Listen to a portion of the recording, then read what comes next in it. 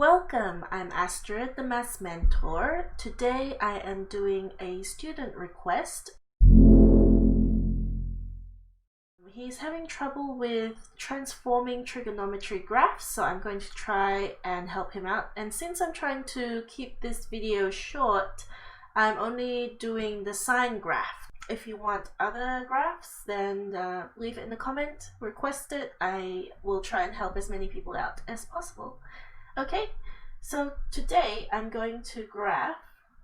So we start off with the usual y is equal to sine x degrees. It could be sine theta, it's the same thing.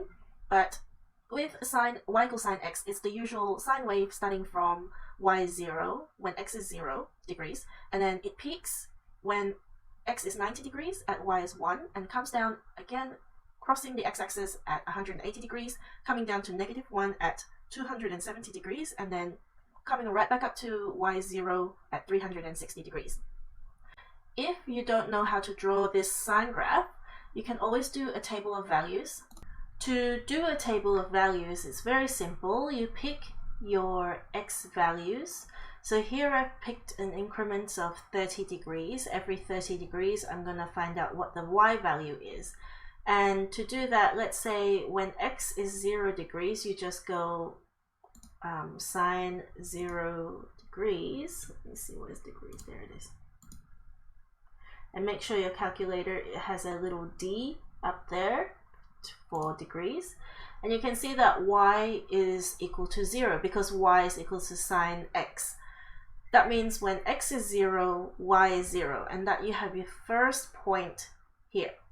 Then when x is 30 degrees, it will be sine 30 degrees. And y is a half. And you can see when x is 30 degrees, y is a half. And you do this at whatever increments you feel is good for the graph. And you will want to try and get the x-intercepts and also where it peaks at the top and where it peaks at the bottom. I'm only doing this from 0 to 360, but know that the sine graph will go into the negative and also go after 360, forward from 360 as well. But I'm just going to focus between 0 and 360 for this video. And so you keep doing that and you plot all the points. So this is sine 60 degrees, sine 90 degrees, and you'll get y is 1. And you keep doing that, and you plot all your points, and now you can see the sine graph. So if I put the graph back on, there you have the graph. Okay, so that's the basics.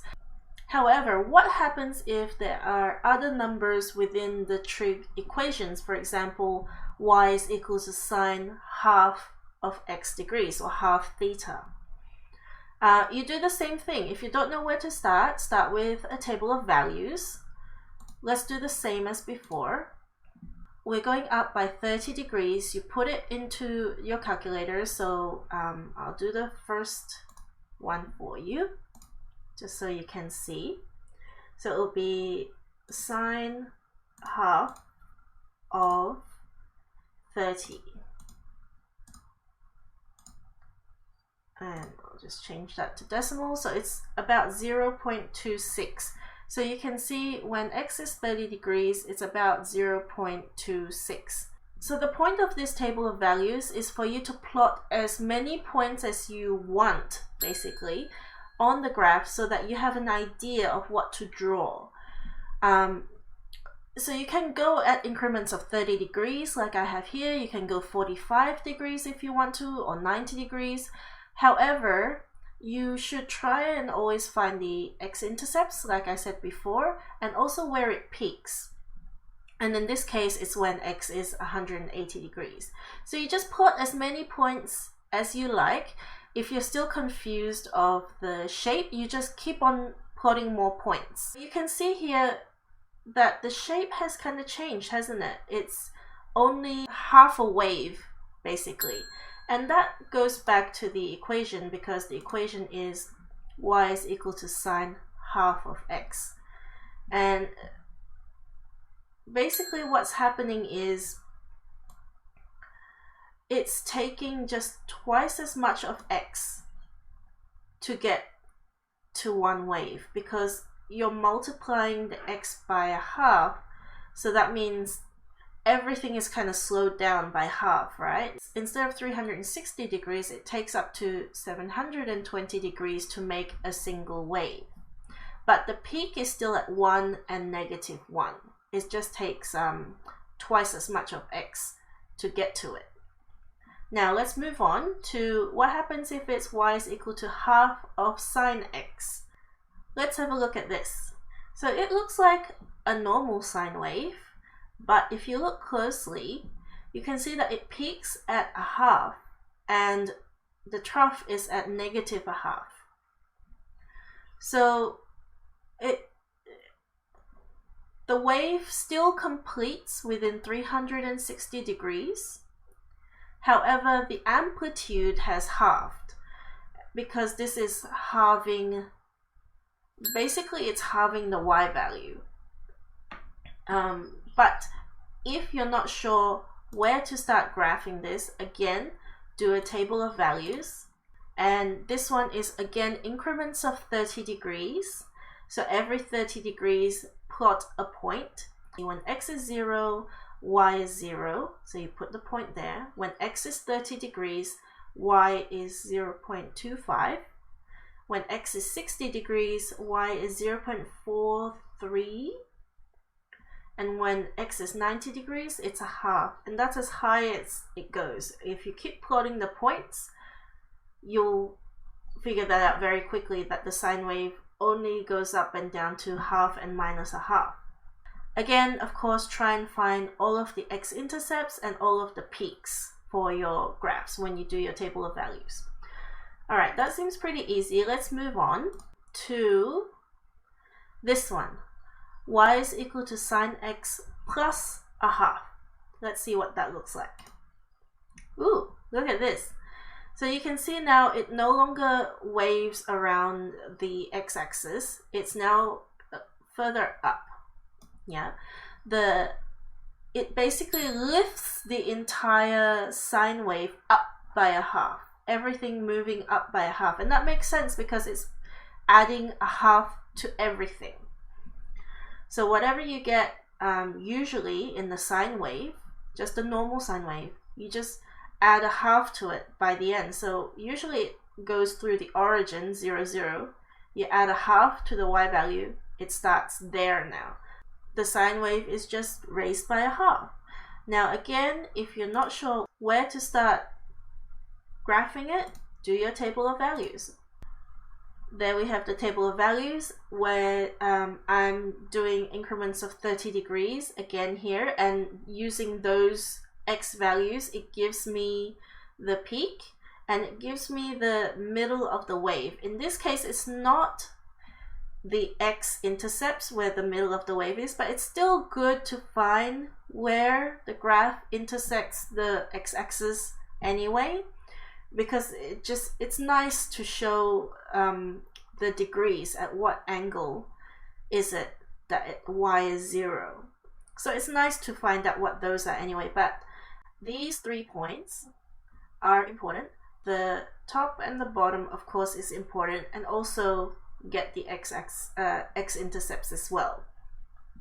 So after plotting these points, you can see how you should draw the graph, and it becomes very simple. You just connect the dots and that's it. Now, I said I was only going to graph 3, but I'll give you a bonus. For the 4th graph, it's a little bit trickier. Y is equal to sine x plus 45. So the angle is being added 45 degrees. Let's see what that looks like. Okay, can you see what's happening here? The entire sine graph has just been shifted to the left by 45 degrees. It looks a bit off, doesn't it? It just doesn't look right. But you have to account for x having to be added 45 degrees. What this equation is saying is that you don't do the sine calculation until you add 45 degrees to the angle of whatever x is. For example, if I say when x is 0, right? So let's find the first point. If x is 0, you actually go sine 0 plus 45 before you compute it.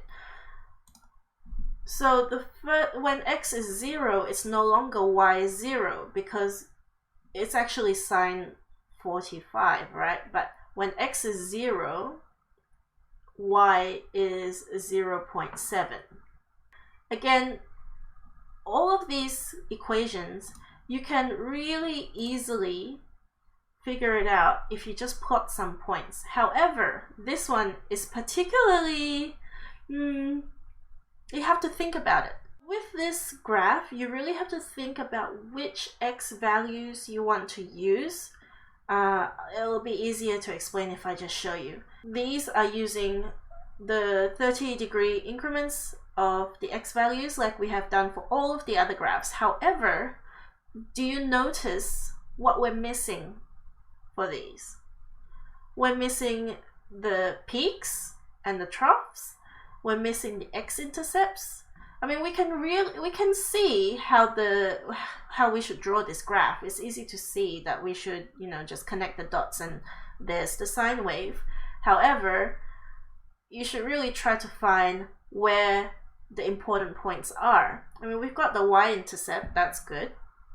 But where is the top of the wave? So we can see that these two are at the same level. If you check the y values, they're both they're both the same value. That means that these are sitting at the same height.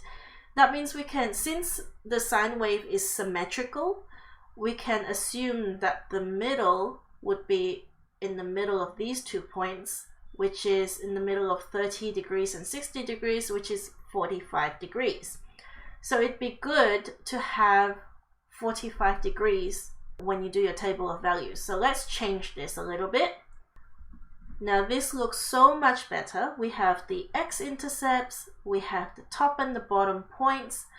In fact, you can do as many points as you like, but for me, these points are enough for me to know how to draw the sine graph. Once you've connected all the dots, this is what you get. To summarize, let's just go through all of them very quickly, just to see what the graph looks like. So this is the normal sine graph, y is equal to sine x.